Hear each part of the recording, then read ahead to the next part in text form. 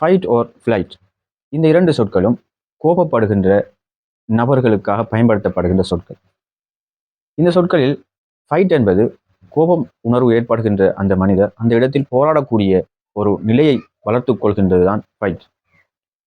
Flight என்பது அந்த இடத்திலிருந்து கோப உணர்வை அவர் ஏற்படுத்தியவுடன் அந்த இடத்திலிருந்து எவ்வாறு நாம் நகர்ந்து கொள்வது என்பது தொடர்பான சிந்தனை.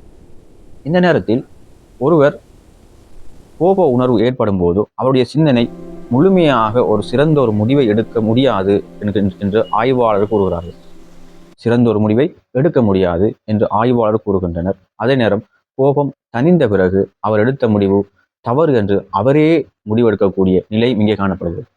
இதற்கான காரணம் என்று சொன்ன இந்த கோபம் ஏற்படுவதற்கான காரணம் சரியான தூக்கமின்மை, ஹோர்மோன்களுடைய சமமின்மை, அதே நேரம் அவருக்கு ஏற்படுகின்ற மன அழுத்தம், பழைய அனுபவங்கள், இவ்வாறான காரணங்களால் இந்த கோபம் அவருக்கு ஏற்படுகின்றது.